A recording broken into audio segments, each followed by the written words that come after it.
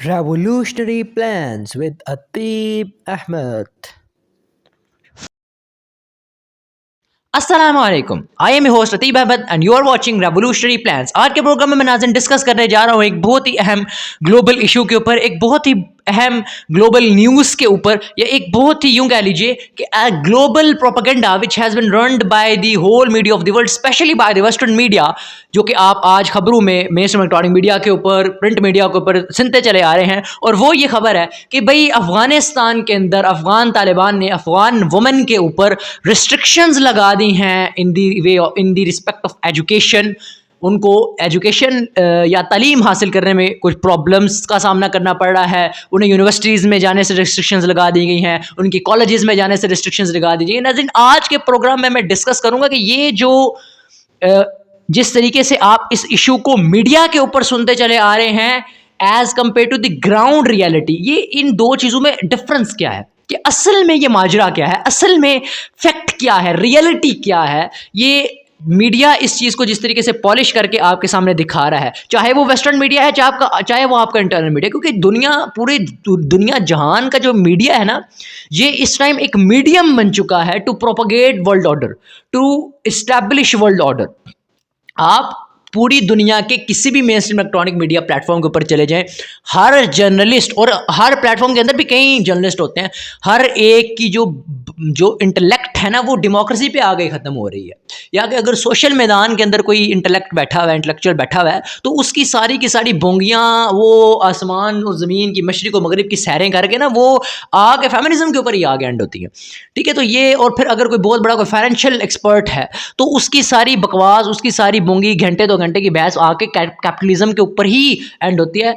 आज से 20 साल पहले, 30 साल पहले तो होता था कि कुछ नए रेवोल्यूशनरी जर्नलिस्ट आते थे कि जो अपनी इंटेलेक्ट को थोड़ा कम्युनिज्म की साइड पे मूव किया करते थे। अब तो वो भी खत्म हो गए, वो भी दोबारा कैपिटलिज्म की तरफ आ गए। यानी कि इन शॉर्ट कि पूरी दुनिया का, चाहे वो मेनस्ट्रीम इलेक्ट्रॉनिक मीडिया है, चाहे वो सोशल मीडिया है, वो कंट्रोल्ड है स्पेसिफिक लॉबी से। और वो स्पेसिफिक लॉबी, उसको मैं हाईलाइट करता रहता हूँ अपने प्रोग्राम्स के अंदर, वो उस मीडिया के थ्रू अपने मज़मूम मकासद को, अपने जिसे कह सकते हैं ना कि डेविल जो उनके अज़ाइम हैं, उनको प्रोपगेट करने में, उनको बढ़ाने के लिए यूज़ कर रहे हैं। ठीक है ना, तो मीडिया जो है ना, वही बात कि वो कंट्रोल्ड है। और दुनिया की बड़ी बड़ी मशहूर नामी ग्रामी पर्सनैलिटीज़ है कि जिन्होंने इस जो अपनी पूरी 60-70 साल ज़िंदगी के जो एंड रिज़ल्ट पे पहुँच जाना, कि वो यही कि भाई आपका मीडिया जो है ना, ये कंट्रोल्ड है। मीडिया को आप फैक्ट की लाइन के अंदर नहीं चला सकते। मीडिया जो है वो डिक्टेशन की लाइन के ऊपर चलता है। ठीक है, तो आज मैं ये जो मीडिया आपके सामने एक पर्दा रख रहा है,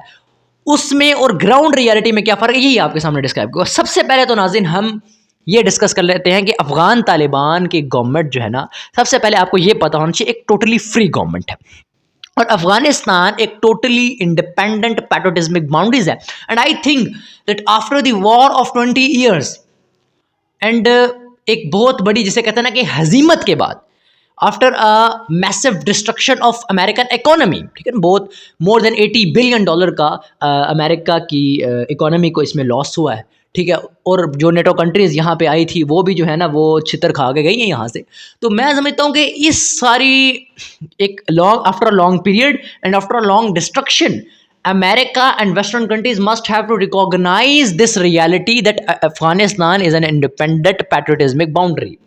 ठीक है ना, वो इंडिपेंडेंट पैट्रियोटिज्म बाउंड्री। और जबकि यूएनओ का, यूनाइटेड नेशन का जो बुनियादी ह्यूमन राइट्स का, और ये जो सलामती कौंसल के मसवदात आप उठा के देख लें, ये कहते हैं कि कोई भी ऐसी जो इंडिपेंडेंट पैट्रियोटिज्मिक नेशन है, या अच्छा, चाहे अगर उन्होंने जंग करके ना ही हासिल की हो, उन्होंने अगर किसी आइडियोलॉजी के थ्रू, जिस तरह पाकिस्तान लिया है एक डेमोक्रेटिक मूवमेंट के थ्रू, लेकिन मैं ये नहीं कहूँगा कि अब पाकिस्तान के अंदर अगर इस्लामिक रेवोल्यूशन आना, तो वो भी किसी डेमोक्रेटिक मूवमेंट के थ्रू आएगा। लेकिन पाकिस्तान का एक खिता हासिल करना एक डेमोक्रेटिक मूवमेंट थी, जो कि मोहम्मद अली जिन्ना और उनके कंपेनियंस ने चलाई थी। तो अगर इस तरीके से भी अगर किसी रियासत को हासिल किया गया, या फिर जंग करके किसी रियासत को किसी कौम ने हासिल किया है, दोनों सूरतों के अंदर उस रियासत के अंदर, उस मुल्क के अंदर जो कानून साजी है, जो कॉन्स्टिट्यूशन है, वो उसके अवाम की मर्जी है, वो उन लोगों की मर्जी है, उनका लोकल प्रॉब्लम है, उनका डोमेस्टिक प्रॉब्लम है, उनका रीजनल प्रॉब्लम है, ये इंटरनेशनल प्रॉब्लम नहीं है। इसके अंदर इंटरनेशनल पावर्स को, चाहे वो इस साइड की हैं या चाहे वो इस साइड की हैं, उन्हें किसी भी सूरत कूदने की किसी किस्म की इजाज़त नहीं है। ये चीज़ बेसिक ह्यूमन राइट्स के मसवदे के अंदर भी, और जो अक़वाम आलम के लिए जो कानून इन्होंने वज़े किए हैं। पहली तो बात है, हम होते कौन है, मतलब तुम कौन होते हो हमारे ऊपर अपने कवानीन थोपने वाले। अगर थोपते भी हो तो उनके अंदर ये चीज़ आपको क्लियरली मिल जाएगी कि आप किसी भी कंट्री के लोकल इश्यूज़ के अंदर पार्टिसिपेट नहीं कर सकते। इसकी बहुत बड़ी मैं एग्जांपल देता रहता हूँ कि आप देखिए वेस्ट के अंदर औरतें नंगी फिरती हैं, वेस्ट के अंदर फेमिनिज्म अपनी पीक पे पहुंच गई है, अपने क्लाइमैक्स पे पहुंच गई है। तो क्या कभी पाकिस्तान के किसी बंदे ने या अफगानिस्तान के किसी बंदे ने या अफगानिस्तान के प्राइम मिनिस्टर ने या पाकिस्तान के प्राइम मिनिस्टर ने कभी, या किसी और इस्लामिक कंट्री के प्राइम मिनिस्टर ने, प्रेसिडेंट ने कभी कोई ऑब्जेक्शन किया हो कि भाई वेस्ट के अंदर फेमिनिज्म क्यों है, वेस्ट के अंदर लड़कियां नंगी क्यों फिर रही हैं, वेस्ट के अंदर इतनी वल्गैरिटी क्यों है, वेस्ट के अंदर नाइट क्लब का फैशन क्यों है? और जहाँ तक अब वेस्टर्न कल्चर पहुँच चुका है, आप सब देख रहे हैं, मुझे कोई डिस्क्रिप्शन देने की ज़रूरत नहीं है उस गंद के बारे में। तो कभी किसी इस्लामिक कंट्री के प्रेसिडेंट या प्राइम मिनिस्टर ने कोई अपने कहा हो कि भाई आपने ये काम नहीं करना, कहा नहीं कहा, तो फिर आप कौन होते हो? देखो बराबरी है ना। आप सबसे पहला दावा ही आपका यह है कि भाई हम पूरी ह्यूमैनिटी को एक जैसा समझते हैं। तो अगर आप एक जैसा समझते हो तो फिर जिस तरह हम आपके मामलात के अंदर, आपके लोकल अफेयर्स के अंदर इंटरफेयर नहीं करते, तो why would you interfere in our relations? कि आप हमारे रिलेशंस या हमारे किसी भी किस्म के जो मामलात हैं, चाहे वो सोशल लेवल पे, चाहे पोलिटिकल लेवल पे, आप उसके अंदर इंटरफेयर क्यों कर रहे हो? आप दुनिया के मामे चाचे क्यों बन रहे हो? सबसे पहली बात आपको यह समझनी है कि the importance, the recognition of independence of Afghanistan, कि अफगानिस्तान एक इंडिपेंडेंट स्टेट है। ना पाकिस्तान को हक पहुंचता है, ना किसी और को हक पहुंचता है कि वो उनकी मेहनत से हासिल करदा रियासत के किसी भी कानून जो उनकी मर्जी है जिस तरीके से वो इंप्लीमेंट करें उसके ऊपर ऑब्जेक्ट करें। पहली बात तो ये है।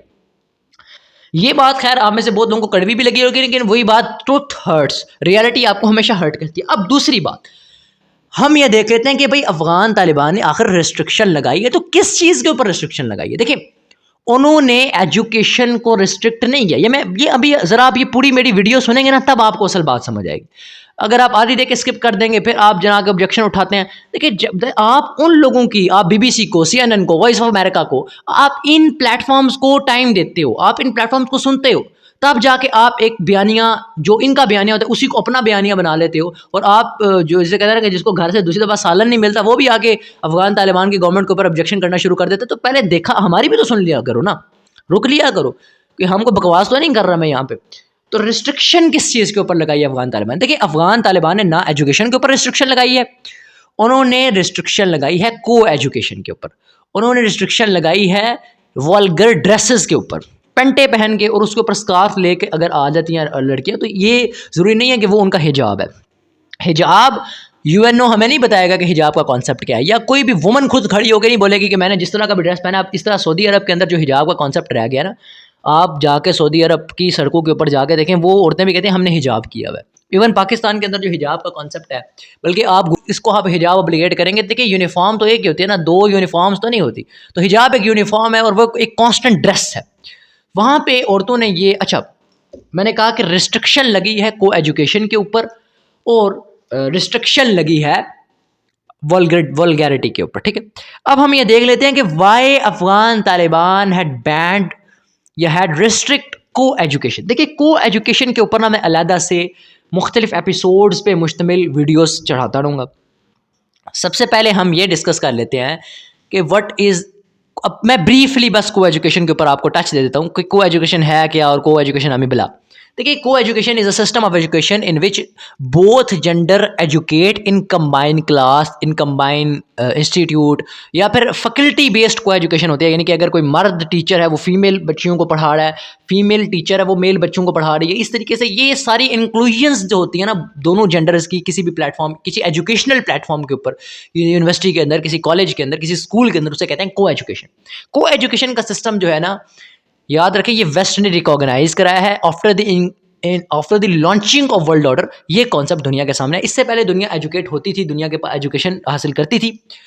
खैर, ये एक इत्तेफाक इसे कह सकते हैं कि जब को एजुकेशन का कॉन्सेप्ट आया है एजुकेशन की फील्ड के अंदर, एक जिसे कहते हैं ना कि जो अरूज आया है ना, वो भी उन्हीं दिनों में है। तो बहुत से लोगों के जहनों के अंदर एक मिसकंसेप्शन है कि शायद को एजुकेशन और फिर जो एक एजुकेशन रेवोल्यूशन आया है, एजुकेशन रेवोल्यूशन आया पूरी दुनिया के अंदर, उसके साथ कोई लिंक है। इसका कोई लिंक नहीं है, बल्कि को एजुकेशन ने जो तबाहकारियाँ की हैं, इसके ऊपर मैंने कहा ना कि बहुत बड़ी डिटेल्ड वीडियोस मैं पूरी सीरीज़ बनाऊंगा। लेकिन सबसे पहले हमें यह समझना है कि को एजुकेशन का रिलेशन किसी रेवोल्यूशनरी एजुकेशन के अंदर किसी रेवोल्यूशनरी पॉइंट के साथ नहीं है। को एजुकेशन एक जिसे कहते हैं ना कि एक बीमारी है। को एजुकेशन जो है ना वो एक जिसे कह सकते हैं ना कि एक एक ठीक है। अब सबसे पहले मैंने कहा ना कि मैं आपको डिस्क्राइब कर दूं कि why Afghan Taliban had restricted coeducation. Basically coeducation is a system of education, मैंने कहा कि जिसमें दोनों जेंडर्स जो है वो इंक्लूड होकर एजुकेशन हासिल करते हैं। अब इसमें क्या होता है कि देखें, अफ़गान तालिबान अपनी आमद के फ़ौरन बाद इस चीज़ का जिसे कहते हैं ना कि बरमला ऐलान कर चुके हैं कि भाई हमारा जो कॉन्स्टिट्यूशन होगा, हमारी कंट्री का जो ऑर्डर होगा वो as per according to Quran and सुन्ना होगा। तो कुरान तो कहता है कि भाई आपने देखना भी नहीं है, वकुल्लिल मुमिनीना यग़ज़ुज़्ज़ू मिन अबसारिहिम व यहफ़ज़ फ़ुरूजहम वकुल्लिल मुमिनाति यग़ज़ुज़्ज़न मिन अबसारिहिन्ना व यहफ़ज़्न मिन फ़ुरूजिहिन्ना। तो दोनों साइड पे जो है ना वो इतनी रिस्ट्रिक्शन है कि you can't see opposite gender if he और शी इज़ ना महरम, यानी अगर वो नॉन महरम है तो आप ना उसे देख सकते हो। और फिर अगर देखने का सवाल भी पैदा नहीं होता तो फिर साथ बैठ के एजुकेशन क्यों होगा? क्योंकि देखें जब भी ऑपोजिट जेंडर्स जो हैं वो साथ बैठेंगे तो ऑप्टिक नर्व्स आंख देखेगी। फरमाया, और ये हदीस के अंदर मौजूद है, फरमाया कि सिर्फ जो है वो जिना जो होता है ना, जिना ये सिर्फ आंख भी जिना करती है, कान भी जिना करते हैं, जुबान भी जिना करती है। तो वो आंख से जो ऑप्टिक नर्व से कनेक्शन जाता है ना वो आपको स्टिमुलेट करता है आपके गोनेट्स को। तो फिर जो है ना वो सेक्सुअल हार्मोन जो है दोनों साइड पे वो जनरेट होते हैं, जिसकी वजह से क्या होता है कि वो जो असल में हार्मोन रिलीज का टाइम होता है उससे प्री मेच्योर हार्मोन जो है रिलीज हो जाते हैं। और ये एक बहुत बड़ा टॉपिक है, मैंने कहा जब को एजुकेशन पे ब्रीफली बात करूंगा तब मैं इस टॉपिक को डिस्कस करूंगा, मैं अभी बिल्कुल टच दे रहा हूँ। अब वो जो हार्मोनल रिलीज है जो कि प्री मेच्योर हार्मोनल रिलीज है, जो कि आपकी मैरिज टाइम पे होना चाहिए था लेकिन वो एजुकेशन टाइम पे स्टार्ट हो गया, वो आपके एजुकेशन को भी डिस्टर्ब करता है। फिर वहाँ पे आपको पता है जो पाकिस्तान की यूनिवर्सिटीज़ के अंदर जहाँ पे भी को एजुकेशन इम्प्लीमेंट है पूरी दुनिया के अंदर, आप देखते हैं वहाँ पे क्या होता है कि वहाँ पे इलीगल रिलेशंस बनते हैं, गर्लफ्रेंड बॉयफ्रेंड कल्चर वो प्रोपोगेट होता है। फिर उसके नतीजे में जो घर से बच्चियाँ भाग जाती हैं वो आप देखते हैं। फिर उसके नतीजे में जो रेप्स होती हैं वो भी आपके सामने केसेस हैं। जहाँ जहाँ पे को एजुकेशन है, ये जो स्टूडेंट्स को एजुकेशन वाले इंस्टीट्यूट के अंदर पढ़ते हैं उन इंस्टीट्यूट्स का जो माहौल बन चुका है वो भी सब जानते हैं। इन चीज़ों को सिर्फ टच करने के बाद जो सोसाइटी के अंदर इस सोसाइटी के अंदर रह रहे हैं, क्योंकि पाकिस्तान की सारी यूनिवर्सिटीज़ के अंदर भी तकरीबन को एजुकेशन है, तो वो इस चीज़ को समझते हैं कि मैं किस चीज़ को टारगेट कर रहा हूँ, ठीक है ना। तो वो समझ गए होंगे कि मैं क्या बात कर रहा हूँ। तो बेसिकली उस सारे वल्गैरिटी से, क्योंकि देखिए अगर मैं ये चाहता हूँ ना कि मेरी बहन है वो कहीं बाहर ना जाए, वो किसी ऐसे इंस्टीट्यूट के अंदर ना जाए जहाँ पे को एजुकेशन है, या किसी मतलब जहाँ पे, अब जाहिर बात जहाँ को एजुकेशन है वहाँ पे गर्लफ्रेंड बॉयफ्रेंड कल्चर है, वहाँ पे औरत का इस्तेसाल है, वहाँ पे फिर इस बहन जो है वो अगर किसी इस तरह के इंस्टीट्यूट में जाए तो फिर बाकी सब भी जो हैं लड़कियां जो वो भी किसी की बहन है तो उनको भी किसी इस तरह के इंस्टीट्यूट के अंदर नहीं आना चाहिए। अच्छा, एक तो ये होता है कि को एजुकेशन होनी नहीं चाहिए। फिर एक कंडीशन ये कि औरत जो है वो इस तरह का ड्रेस पहने कि जिसके अंदर उसका जो बॉडी पोस्चर है वो नजर आए, वो अपीयर हो। उस सूरत में क्या होगा कि जो हार्मोन जो है ना वो जितने ज़्यादा अब उसका ड्रेस जो है वल्गर होगा उतनी ज़्यादा इंटेंसिटी के साथ मेल हार्मोन जो है वो रिलीज होगा जब वो उसे देखेंगे।